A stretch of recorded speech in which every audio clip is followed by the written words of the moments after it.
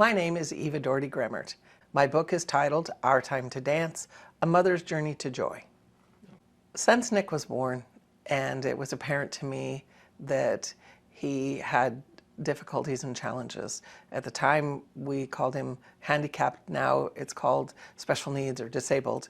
But our journey was unique, different from all of my friends, different from my expectations.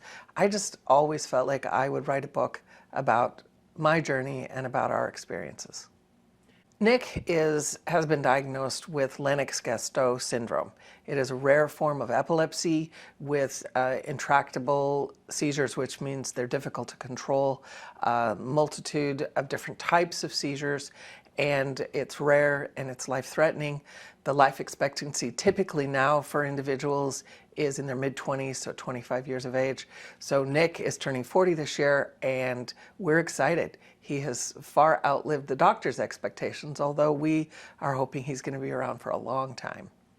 When Nick was little, I learned that he liked singing. It would calm him down. And the song that Nick and I and Arden connect with the most of Garth Brooks' song is The Dance.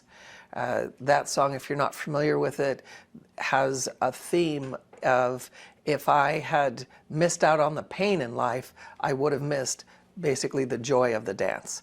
And so we sing that song. Nick says the song's about him.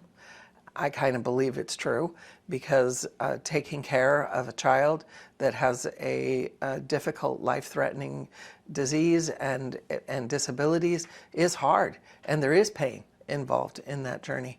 But at the same time, the joys are so amazing so I would not have wanted to miss the dance. Nick's capacities when he was younger were a lot better, and I love to dance. I was a competitive ice dancer growing up and learned ballroom dancing as part of our training, and he learned to dance with me, and we would dance here at home, or if we were somewhere at a wedding or a party and there was music, then he would ask me to dance. And Nick loves to dance, and I love to dance with him.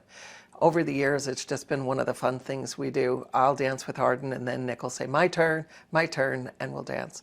Well, over the last couple of years, when he's been in a wheelchair, I figured out how to dance with him in his wheelchair. We'd take the brakes off, and I would dance, and he would still try to twirl me, and I'd try to get underneath that arm, even though he's sitting in a wheelchair, but it was very fun. A few years ago, 2 years ago, in fact, we hadn't danced for a while. He just didn't have the capacity to stand long enough even to dance, and he no longer seemed to want to dance in his wheelchair. But we were in Ireland, and we were at this little barn dance, and one of his favorite local musicians was playing, and he turned to me and he said, I dance with you. I said, you want to dance with me? Here, I got your wheelchair. No, I get up. You help me?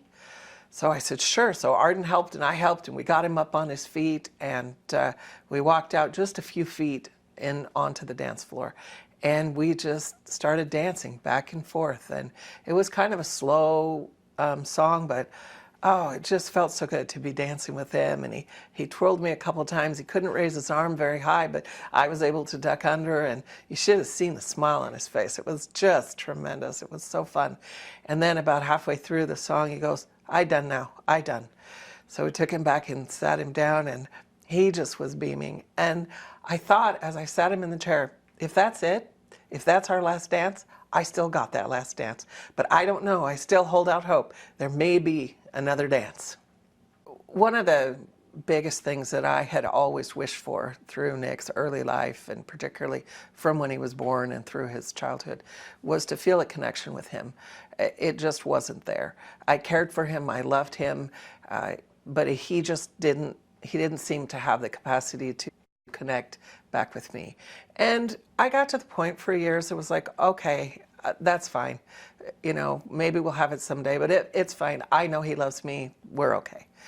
But there was a day where I got frustrated with him, and there were times I got frustrated with him. I don't want you to think that our relationship was perfect and our life was Pollyanna. There were times that were difficult. And this particular day, my daughter Karen and I were working in the commercial kitchen, and the jukebox is just around the corner from the commercial kitchen. And Nick's job in the company is to man the jukebox. It's the music, and he loves doing that. But he was kind of sitting there on the chair and telling me, I done. I go upstairs. I not want to do this. I go upstairs. But he wasn't capable of going up the stairs by himself at that point, and he wasn't capable of being on his own in another room without supervision. So he had to stay there, and I needed to finish the process of what we were doing. And I was just so frustrated, and I could see he was standing up trying to head for the stair. And I just yelled at him. I said, Nick, you're so disrespectful to me. You don't listen to me. I don't even know if you care about me. I don't even know if you love me. And he stopped, and he turned around, and he looked me straight in the eye, which making eye contact is not always comfortable for him. And then he just furrowed his brows. He ran over to the jukebox that at that time was silent, and he punched in some numbers. I didn't know what was gonna come on. And then this chord came up, and Bryan Adams' song, Everything I Do It For You, began to play. Look into my eyes. You will see what you mean to me. I cried. He just stared at my eyes, and he said, you hear this? You hear this? And the song got over, and the music stopped, and he again said, you hear it? You hear it? He was telling me, I love you, Mom. I'm so sorry that I was treating you like this. It was an amazing connection. I waited for over 30 years to have that connection with my son. It was incredible. So this year, Nick will be 40, and I think there's a perfect time for this book about my journey with him to come out, as sort of commemorating these 40 years. I think the message that I hope comes through this book when people read it is that we all have struggles. We all have days that are difficult and hard to deal with, that seem to stretch us to the max. But these are the things that define us, that actually build character within us, and that if we reach out to our community, create a community, have people around us that will help us, be willing to take the help, that we can actually have joy in this journey.